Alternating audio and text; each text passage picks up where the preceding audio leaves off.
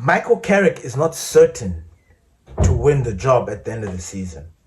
There's so many managers that are being touted. Oliver Glasner, De Zerbi, Thomas Tuchel. Is there another one? Ancelotti. All these, Pochettino. They are elite managers that are being thrown around. Even Luis Enrique, who by the way turned us down. But I'm sitting here and asking myself this fundamental question. Why are we, and I'm not here trying to back him, because I kind of understand why Manchester United are not going to go down that route. They probably are still having PTSD from Ole, which is understandable. But then there are mitigating circumstances. There are reasons to consider. Ole was the guy who was putting his arm around the shoulders of the players, trying to bring this camaraderie, trying to bring the all good factor back at Manchester United without having a very strong tactical foundation. He put people like Fred and Scott McTominay in a position that doesn't suit their strengths. We had Harry Maguire that was going through his issues. We were playing counter-attacking football that people enjoyed, but later it started to break apart because they started to realize that, oh no, this counter-attacking football cannot sustain us. We cannot keep going. If we meet a team that sits on a low block or that doesn't actually run at us, we are in trouble. So I can understand why people are hesitant to go down that route and give the caretaker the job to Michael Carrick and actually just give him full appointment. But we need to look at the managers that are being thrown around. First of all, the number one manager that I think or believe that Manchester United want, come rain, come sunshine, is Thomas Tuchel. I know Manchester United want Thomas Tuchel. I do. I believe it. When I see the stories of the Thomas Tuchel, I believe that Manchester United still want to have another bite at Tuchel. The problem is, Tuchel has recently extended his contract with England beyond the World Cup. He's going to manage them until the Euros 28. So that means that we have to wait for a very long time to get Thomas Tuchel. So that story is already debunked. Thomas Tuchel, Oliver Glasner, the German tactician, the German guy that uses the 3-4-3. Oh, 3-4-3 is a trauma. It is taboo at Manchester. The likes of Kobe Manu couldn't handle it and they wanted to leave the club because they couldn't handle it. So bringing another manager that's going to play the Ruben Amorim way, who, by the way, everybody, any chance they get, they throw a dig at him. Amorim did this, forgetting all the good that Amorim did for our club. I mean, Michael Carrick at the moment is reaping the benefits of his hard work. Forget this thing of the academy, how he didn't go to watch games. He is a foreigner. You need to understand that. Expatriates are looked at with very different kind of standards. He didn't have time to waste. He had an issue at Manchester United that he needed to solve. All this other stuff was noise. All this other stuff was distraction. He wasn't yet settled in. And I truly believe, like, if he was settled in, we would start seeing him going to these academy games, going to watch and doing all these things. Michael Carrick is a different situation. It's a different situation. I don't need to explain how it is a different situation. I just did. But Michael Carrick at the moment, and maybe our bubble is going to burst. I don't know. I'm still waiting for that. Not waiting in the sense that I believe that it's going to happen. No. But if it doesn't, oh, well and good. But if it does, it will be just one of those things of like, okay, we were expecting this. Now people are losing their mind because we drew that game against West Ham. West Ham was an issue. And I think, and when I say it was an issue, I mean like they have been a pebble in our shoe. But I think that game made a lot of people talk a lot. Starting to say, why is he trying to start with, why is he only having one starting? He needs to swap. He needs to put in this player. He needs to do this. He needs to do that. And I was just thinking to myself, I'm like, oh, these managers will never win. No matter what it is they do, they will never win. Michael Carrick is trying to start, or is trying to have that starting lineup, something that we have not had in I don't know how long. A starting 11 that plays consecutively. Every game they're starting. I don't know when was the last time that happened. Now when it backfires, everybody's like, oh, he needs to swap, he needs to do this. We're not playing Champions League. We're not playing the FA Cup. All these players are fresh.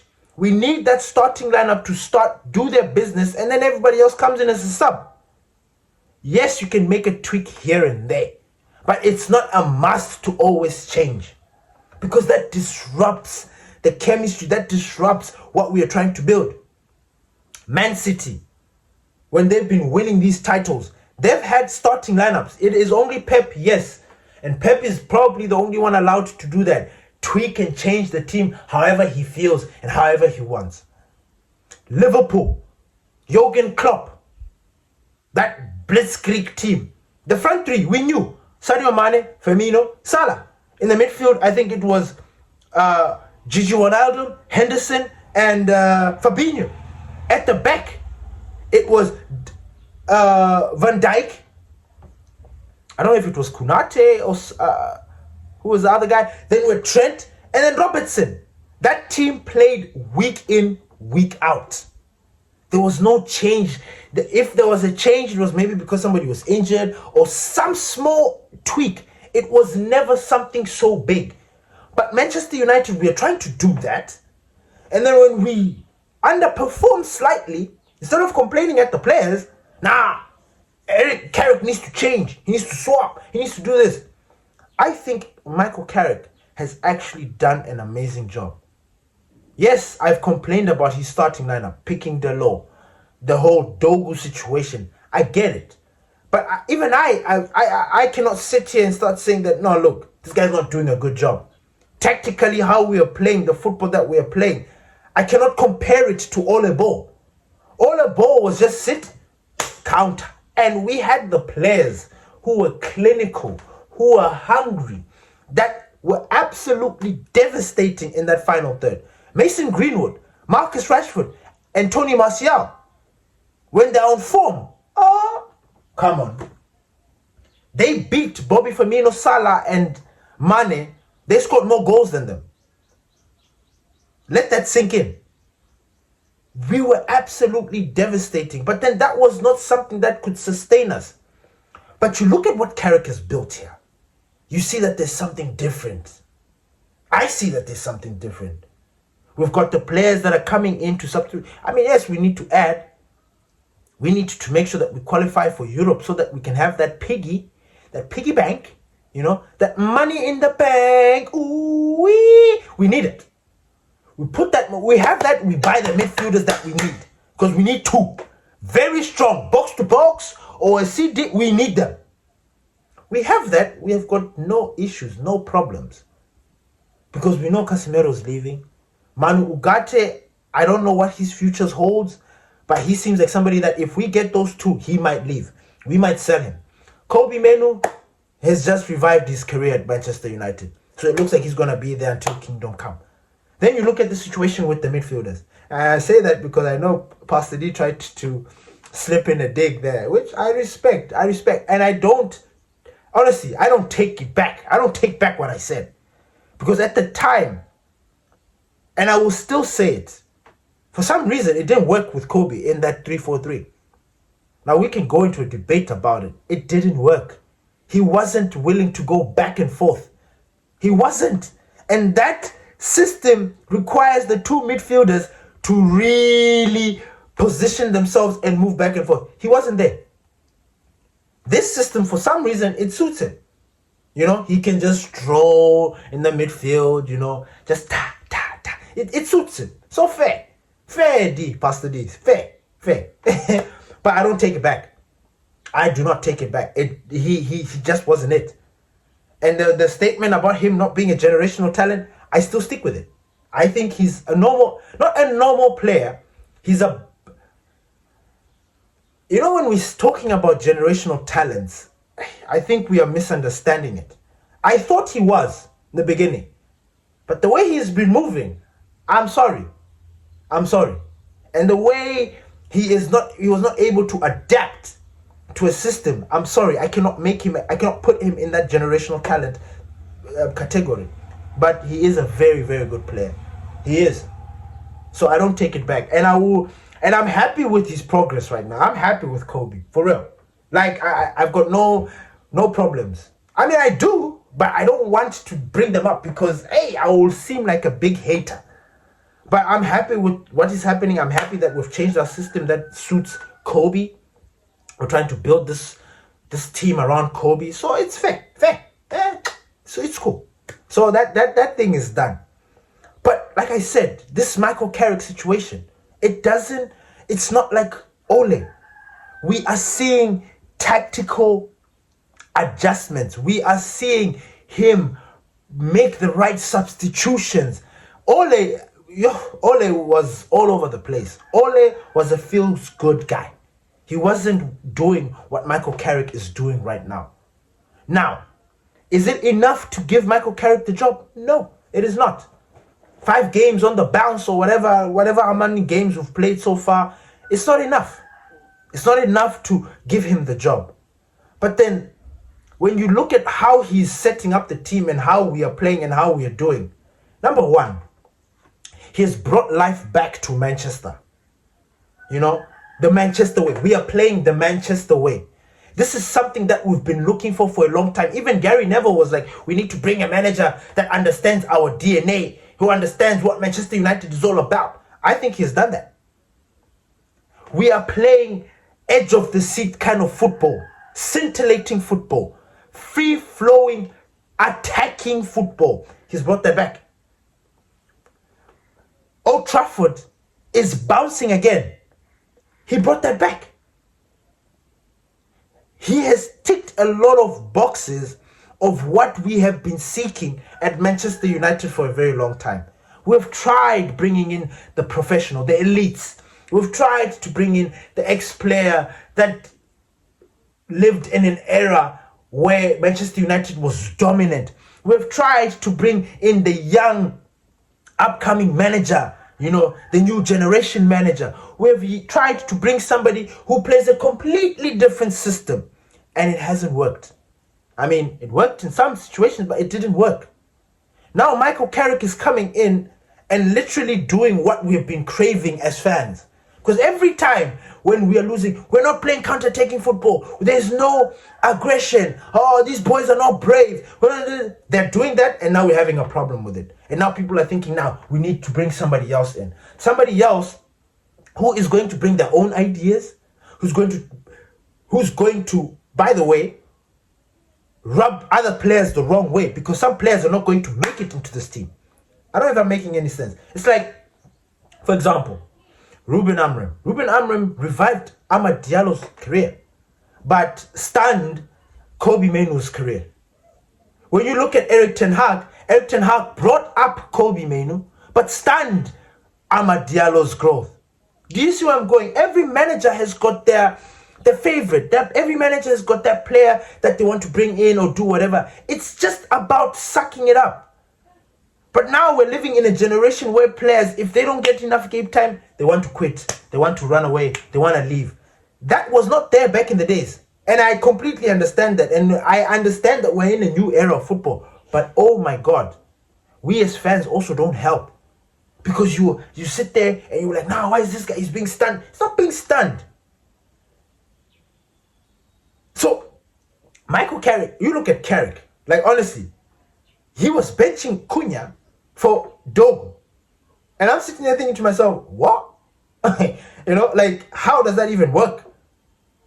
So it's all about what the manager wants to bring. So there's going to be another manager, De Zerbi, or if we get Tuchel or Ancelotti, he's going to have his favorite. He's going to have the players that when he's there in the training ground, he sees like, no, okay, these guys are doing it for me. and somebody's going to be unhappy. It's always going to happen. So I don't know why we're sitting here acting and as if like, no, Carrick is not it. Now, I don't want to jump the gun, but the evidence is there in the way we're playing football. If we maintain this up until the end of the season, then I think Michael Carrick would have actually, like, we haven't lost. We are amongst the teams in Europe, top 5 leagues, that have not lost in 2026. We have not lost. That should say something. That should say something. And if he continues and maintains that up until the end of the season, why not give him the job? Why not consider him? Why not put him at the top of the list? Tell him, have a discussion. Because at the end of the day, Manchester United want Ineos. They want somebody that they can control, right? He's a coach. He's not a manager. He's a coach. That's what you want. That was the new strategy. Omar Barada, Wilcox, that's what they said. They want a coach. Somebody that they can dictate and tell them what they want. Carrick is doing that. But he's doing it with flair. He's doing it with class. Because he was also a great midfielder of Manchester United. The boys are loving his trainings. He's a hands-on kind of manager or coach. He's doing the things like what Zizou did at Real Madrid. He's there. You know, so I don't know.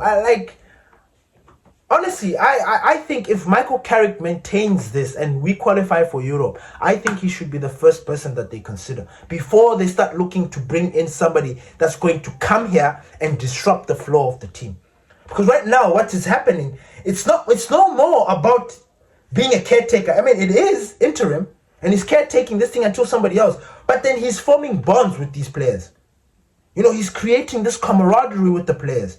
He's creating these boys, these players can switch up on you. Hey, these guys have not learned. We need to kind of listen to them sometimes. They like Carrick. They love what Carrick is doing. Everybody speaks highly of Carrick. Everyone. There's not one that I've heard complain. All the stories that are coming out, I've not heard. So no, why not stick with something that... And then, of course, you guys, Ineos at the top, you guys dictate which players that you want, right? You guys dictate he just has to follow. His job is to make sure that you guys are set up and ready for the game. That's it. So you can bring in the midfielders that you want. You can bring in the left wing that you want. Michael Carrick will just incorporate them into the team. Simple. So please, let's have this discussion, guys.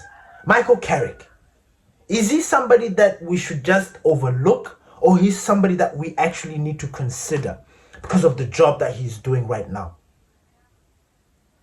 Peace.